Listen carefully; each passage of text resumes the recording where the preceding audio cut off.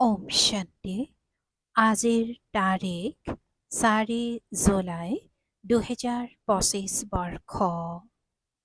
প্ৰাতঃ মুৰলী বাপদাদা মধুবন। আজিৰ পিতাৰ অমৃতবাণী হৈছে, মৰমৰ সন্তানসকল, বন্ধনমুক্ত হৈ সেৱাত তৎপৰ হৈ থাকা, কিয়নো এই সেৱাত বহুত উচ্চ উপাৰ্জন হয়। 21 জন্মৰ কাৰণে তোমালোক বৈকুণ্ঠৰ মালিক হৈ যোৱা। আৰু আজিৰ প্ৰশ্ন, প্ৰতিজন সন্তানে কোনটো অভ্যাস কৰিব লাগে? প্ৰতিজন সন্তানে কোনটো অভ্যাস কৰিব লাগে? পিতাই উত্তৰত কৈছে, মুৰলীৰ সাৰ কথাবোৰৰ ওপৰত বুজোৱাৰ। ব্ৰাহ্মণী অৰ্থাৎ শিক্ষক যদি ক'ৰবাত গুচি যায়, তেন্তে পৰস্পৰ লগ হৈ পাঠদান চলাই যাব লাগে। যদি মুৰলী শুনাবলৈ নিশিকা, তেন্তে নিজৰ সমান কৰি কেনেকৈ গঢ়ি কৰি তুলিবা? যদি মুৰলী শুনাবলৈ নিশিকা, তেন্তে নিজৰ সমান কৰি কেনেকৈ গঢ়ি কৰি তুলিবা? ব্ৰাহ্মণী নহ'লে বিবুদ্ধিত পৰিব নালাগে। পাঠটো সৰল। পাঠদান চলাই গৈ থাকা, এইটো অভ্যাস কৰিব লাগে। পাঠদান চলাই গৈ থাকা, এইটো অভ্যাস কৰিব লাগে। আৰু আজিৰ গীত, মুখৰা দেখলে প্ৰাণী অৰ্থাৎ চেহেৰা চাই লোৱা প্ৰাণী। ওম শান্তি। সন্তানসকলে যেতিয়া শুনা, তেতিয়া নিজক আত্মা বুলি নিশ্চয় কৰি বহিবা। আৰু এইটো নিশ্চয় কৰা যে পিতা পৰমাত্মাই আমাক শুনাই আছে। এই নিৰ্দেশনা অথবা মত এজন পিতাইহে দিয়ে, তাকেই শ্ৰীমত বুলি কোৱা হয়। পিতাই আজি শ্ৰীমত কাক কয়, তাকে কৈছে যে সন্তানসকলে যেতিয়া শুনা, তেতিয়া নিজক আত্মা বুলি নিশ্চয় কৰি বহিবা। আৰু এইটো নিশ্চয় কৰা যে পিতা পৰমাত্মাই আমাক শুনাই আছে। এই নিৰ্দেশনা অথবা মত এজন পিতাইহে দিয়ে, আৰু তাকেই শ্ৰীমত বুলি কোৱা হয়। শ্ৰী অৰ্থাৎ শ্ৰেষ্ঠতকৈও শ্ৰেষ্ঠ। তেওঁ হৈছে বেহদৰ পিতা, যাক উচ্চতকৈও উচ্চ ভগৱান বুলি কোৱা হয়। বহুত মনুষ্য আছে যিয়ে সেই প্ৰেমেৰে পৰমাত্মাক পিতা বুলি জ্ঞানো নকৰে। যদিও শিৱৰ ভক্তি কৰে, বহুত স্নেহেৰে স্মৰণ কৰে, কিন্তু মনুষ্যই কৈ দিছে যে সকলোতে পৰমাত্মা আছে। গতিকে সেই প্ৰেম কাৰ প্ৰতি ৰাখিবা? গতিকে সেই প্ৰেম কাৰ প্ৰতি ৰাখিব, সেইকাৰণে পিতাৰ প্ৰতি অপ্ৰীতিকৰ বুদ্ধি হৈ গৈছে। ভক্তিত যেতিয়া কিবা দুখ বা ৰোগ আদি হয়, তেতিয়া প্ৰীতি দেখুৱায়। পিতাই আজি কৈছে, যদিও শিৱৰ ভক্তি কৰে, বহুত স্নেহেৰে স্মৰণ কৰে, কিন্তু মনুষ্যই কৈ দিছে যে সকলোতে পৰমাত্মা আছে। গতিকে সেই প্ৰেম কাৰ প্ৰতি ৰাখিব, সেইকাৰণে পিতাৰ প্ৰতি অপ্ৰীতিকৰ বুদ্ধি হৈ গৈছে। ভক্তিত যেতিয়া কিবা দুখ বা ৰোগ আদি হয়, তেতিয়া প্ৰীতি দেখুৱায়, কয় ভগৱান ৰক্ষা কৰক। সন্তানসকলে জানে যে গীতা হৈছে শ্ৰীমদ ভগৱানৰ মুখেৰে গায়ন কৰা, আৰু অন্য কোনো এনেকুৱা শাস্ত্ৰ নাই য'ত ভগৱানে ৰাজযোগ শিকায় বা শ্ৰীমত দিয়ে। এখনেই ভাৰতৰ গীতা, যাৰ প্ৰভাৱো বহুত। এখন গীতাহে ভগৱানে গায়ন কৰিছে। ভগৱান বুলি ক'লে এক নিৰাকাৰৰ ফালেহে দৃষ্টি যায়। আঙুলিৰ দ্বাৰা ওপৰলৈ ইংগিত দিব। শ্ৰীকৃষ্ণৰ কাৰণে এনেকৈ কেতিয়াও কোৱা নহ'ব, কিয়নো তেওঁতো দেহধাৰী হয়। তোমালোকে এতিয়া তেওঁৰ সৈতে সম্পৰ্কৰ কথা জানিছা, সেইকাৰণে কোৱা হয় পিতাক স্মৰণ কৰা, তেওঁৰ সৈতে প্ৰীতি ৰাখা। আত্মাই নিজৰ পিতাক স্মৰণ কৰে। এতিয়া সেই ভগৱানে সন্তানসকলক পঢ়াই আছে, গতিকে সেইটো নিচা বহুত বাঢ়ি থাকিব লাগে। আৰু নিচা স্থায়ীও হ'ব লাগে। পিতাই কৈছে যে নিচা স্থায়ীও অৰ্থাৎ স্থায়ীও হ'ব লাগে। এনেকুৱা নহয় যে ব্ৰাহ্মণী সন্মুখত থাকিলে তেতিয়া নিচা থাকিব, ব্ৰাহ্মণী নাথাকিলে নিচা উৰি যাব। পিতাই আজি নিচাৰ কথা কৈছে যে এতিয়া সেই ভগৱানে সন্তানসকলক পঢ়াই আছে, গতিকে সেইটো নিচা বহুত বাঢ়ি থাকিব লাগে আৰু নিচা স্থায়ীও হ'ব লাগে। এনেকুৱা নহয় যে ব্ৰাহ্মণী সন্মুখত থাকিলে তেতিয়া নিচা থাকিব, ব্ৰাহ্মণী নাথাকিলে নিচা উৰি যাব। বছ, ব্ৰাহ্মণী নহ'লে আমি ক্লাছ আগবঢ়াই নিব নোৱাৰোঁ। এনেকুৱা পিতাই কৈছে যে বছ, ব্ৰাহ্মণী নহ'লে আমি ক্লাছ আগবঢ়াই নিব নোৱাৰোঁ। কোনোবা সেৱা কেন্দ্ৰৰ কাৰণে বাবাই বুজায়, কোনোবাতো সেৱা কেন্দ্ৰৰ পৰা 5ৰ পৰা 6 মাহৰ বাবেও ব্ৰাহ্মণী ওলাই যায়। তেতিয়া পৰস্পৰ সেৱা কেন্দ্ৰৰ তত্বাৱধান লয়, কিয়নো পঢ়াটো সৰল। কোনোবাতো ব্ৰাহ্মণী অবিহনে অন্ধ লেঙেৰা হৈ যায়। ব্ৰাহ্মণী ওলাই গ'ল, তেতিয়া সেৱা কেন্দ্ৰলৈ অহা এৰি দিব। হেৰ' বহুত বহি আছা। পাঠদান আগবঢ়াই নিব নোৱাৰা জানো? গুৰু বাহিৰলৈ গুচি গ'লে শিষ্যই পাছলৈ তত্বাৱধান লয় নহয়। সন্তানসকলে সেৱা কৰিব লাগে। শিক্ষাৰ্থীসকলৰ ভিতৰত ক্ৰম অনুসৰি থাকেই। বাপ দাদাই জানে প্ৰথম শ্ৰেণীৰ সকলক ক'লৈ পঠিয়াব লাগে। সন্তানসকলে ইমান বছৰে শিকি আছে, কিবাতো ধাৰণ হ'ব যে পৰস্পৰ লগ হৈ সেৱা কেন্দ্ৰৰ তত্বাৱধান ল'ব। মুৰলীটো পোৱাই যায়, সাৰ কথাবোৰৰ আধাৰতে বুজোৱা হয়। শুনাৰ অভ্যাস হৈ গ'ল, কিন্তু শুনোৱাৰ অভ্যাস নহয়। স্মৃতিত থাকিলেতো ধাৰণাও হ'ব, সেৱা কেন্দ্ৰত এনেকুৱা কোনোবা থাকিব লাগে যিয়েই ক'ব, বাৰু ব্ৰাহ্মণী ক'ৰবালৈ গৈছে, মই সেৱা কেন্দ্ৰৰ তত্বাৱধান ল'ম। বাবাই ব্ৰাহ্মণীক সেৱাৰ কাৰণে ক'ৰবাত ভাল সেৱা কেন্দ্ৰলৈ পঠিয়াইছে। ব্ৰাহ্মণী নাথাকিলে বিবুদ্ধিত পৰা উচিত নহয়। ব্ৰাহ্মণীৰ দৰে নহ'লে অন্যক নিজৰ সমান কৰি কেনেকৈ গঢ়ি তুলিবা? প্ৰজা কেনেকৈ তৈয়াৰ কৰিবা? মুৰলীটো সকলোৱে পায়, সন্তানসকল আনন্দিত হ'ব লাগে। আমি গাদীত বহিব যাওঁ, অভ্যাস কৰিলে সেৱাৰ যোগ্য হ'ব পৰা যায়। বাবাই সোধে, সেৱা কৰিব পৰা হৈছানে? তেতিয়া কোনো ওলাই নাহে। সেৱাৰ কাৰণে ছুটি লৈ ল'ব লাগে, যাৰ পৰাই সেৱাৰ কাৰণে নিমন্ত্ৰণ আহে তালৈ ছুটি লৈ গুচি যাব লাগে। যিসকল বন্ধনমুক্ত সন্তান আছে তেওঁলোকে এনেকুৱা সেৱা কৰিব পাৰে। সেই চৰকাৰখনতকৈতো এইখন চৰকাৰৰ উপাৰ্জন বহুত উচ্চ। ভগৱানে পঢ়ায়, যাৰ দ্বাৰা তোমালোক একৈশ জন্মৰ কাৰণে বৈকুণ্ঠৰ মালিক হৈ যোৱা। কিমান শ্ৰেষ্ঠ উপাৰ্জন, সেই উপাৰ্জনৰ পৰা কি পাবা? অলপ সময়ৰ বাবে সুখ, ইয়াততো বিশ্বৰ মালিক হৈ যোৱা। যাৰ দৃঢ় নিশ্চয়তা আছে তেওঁলোকেতো ক'ব আমি এই সেৱাত লাগি যাওঁ, কিন্তু সম্পূৰ্ণ নিষ্ঠা থাকিব লাগিব। চাব লাগে যে আমি কাক বুজাব পাৰোঁ। বহুত সহজ। কলিযুগৰ অন্তত ইমান কোটি মনুষ্য, সত্যযুগত নিশ্চয় কম হ'ব। তাৰ স্থাপনাৰ কাৰণে নিশ্চয় পিতা সংগমতি আহিব। পুৰণি সৃষ্টিৰ বিনাশ হ'ব। মহাভাৰত যুদ্ধও প্ৰসিদ্ধ। এই যুদ্ধ তেতিয়াহে হয় যেতিয়া ভগৱান আহি সত্যযুগৰ কাৰণে ৰাজযোগ শিকাই ৰজাৰো ৰজা কৰি তোলে।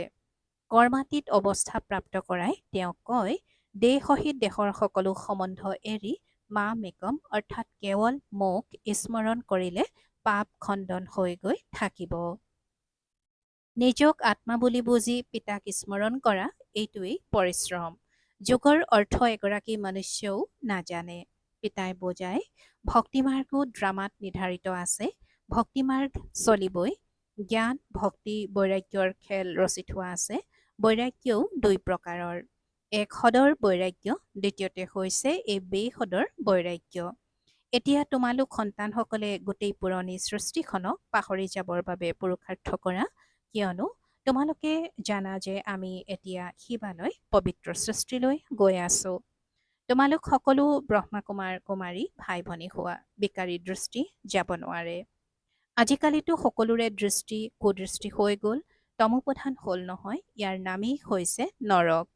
কিন্তু নিজকে জানো নৰকবাসী বুলি বুজে। নিজৰ পৰিচয় নাই, সেয়েহে কৈ দিয়ে স্বৰ্গ নৰক ইয়াতেই আছে। যাৰ মনত যি আহে সেয়াই কৈ দিয়ে, ইয়াততো কোনো স্বৰ্গ নাই। স্বৰ্গতটো ৰাজধানী আছিল, ধাৰ্মিক শ্ৰেষ্টাচাৰী আছিল, কিমান শক্তি আছিল। এতিয়া পুনৰ তোমালোকে পুৰুষাৰ্থ কৰি আছা, বিশ্বৰ মালিক হৈ যাবা। ইয়ালৈ তোমালোক আহাই বিশ্বৰ মালিক হ'বলৈ। স্বৰ্গ স্থাপনা কৰোঁতা ঈশ্বৰ পিতা, যাক শিৱ পৰমাত্মা বুলি কোৱা হয়, তেওঁ তোমালোকক পঢ়ায়, সন্তানসকলৰ কিমান নিচা থকা উচিত। একেবাৰে সহজ জ্ঞান। তোমালোক সন্তানসকলৰ মাজত যিবোৰ পুৰণি অভ্যাস আছে সেইবোৰ ত্যাগ কৰিব লাগে। ঈৰ্ষাৰ অভ্যাসেও বহুত লোকচান কৰি দিয়ে। তোমালোকৰ সকলো নিৰ্ভৰ কৰে মুৰলীৰ ওপৰত। পিতাই কৈছে যে তোমালোকৰ সকলো নিৰ্ভৰ কৰে মুৰলীৰ ওপৰত। তোমালোকে যাকে হ'লেও মুৰলীৰ দ্বাৰা বুজাব পাৰা, কিন্তু অন্তৰত ঈৰ্ষা থাকে। এওঁ জানো ব্ৰাহ্মণী, এওঁ কি জানে বছ, পিছদিনাখন নাহিবই। এনেকুৱা পুৰণি অভ্যাসবোৰ আছেই, যাৰ কাৰণে অহিতু হয়। পিতাই কৈছে যে এনেকুৱা পুৰণি অভ্যাসবোৰ আছেই, যাৰ কাৰণে অহিতু হয়। জ্ঞানটো একেবাৰে সহজ। কুমাৰীসকলৰতো কোনো পেছাগত কাম কাজ আদিও নাই। তেওঁলোকক সোধা হয় সেই পঢ়া ভাল নে এই পঢ়া ভাল, তেতিয়া কয় এয়া বহুত ভাল বাবা, এতিয়া আমি সেই পঢ়া নপঢ়ো। অন্তৰে নিবিচাৰে। লৌকিক পিতাৰ জ্ঞান নাথাকিলেতো মাৰ খাব।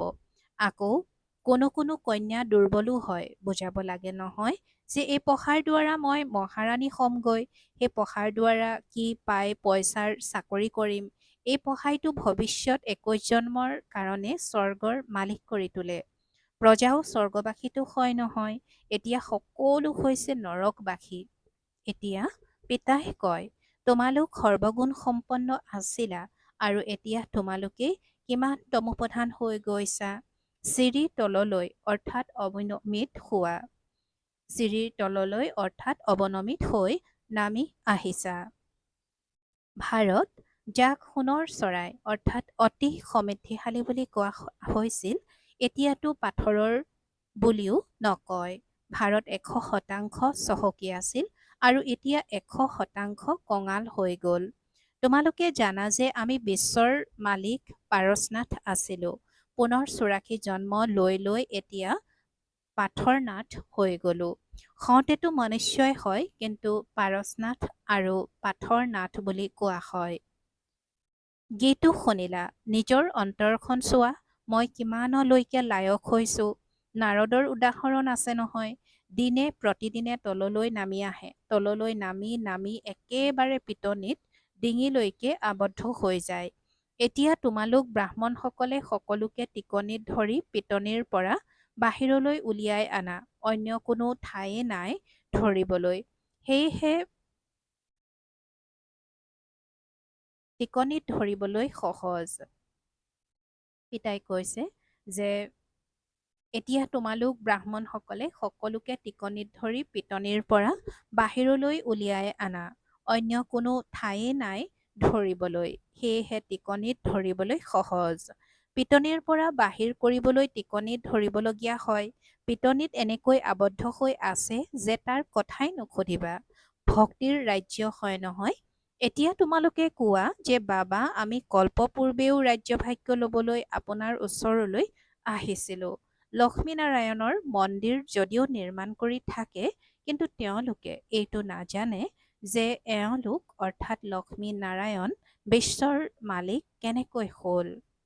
এতিয়া তোমালোক কিমান বিচাৰ বুদ্ধি সম্পন্ন হৈছা। তোমালোকে জানা যে এওঁলোকে লক্ষ্মীনাৰায়ণে ৰাজ্যভাগ্য কেনেকৈ প্ৰাপ্ত কৰিলে। আকৌ 84 জন্ম কেনেকৈ ল'লে। বিৰলাই অৰ্থাৎ এগৰাকী চহকী ব্যক্তি কিমান মন্দিৰ নিৰ্মাণ কৰে, যেনেকৈ পুতলা সাজে, সেয়া হৈছে সৰু সৰু পুতলা, আৰু এয়া আকৌ বৃহৎ পুতলা নিৰ্মাণ কৰে। চিত্ৰ অংকন কৰি পূজা কৰে। তেওঁলোকৰ বৃত্তিক নজনাতো সেয়া পুতলাৰ পূজা হৈ নগ'ল জানো। এতিয়া তোমালোকে জানা পিতাই আমাক কিমান চহকী কৰি তুলিছিল। এতিয়া কিমান গৰীব হৈ গৈছোঁ। যিসকল পূজ্য আছিল সেইসকল এতিয়া পূজাৰী হৈ গ'ল।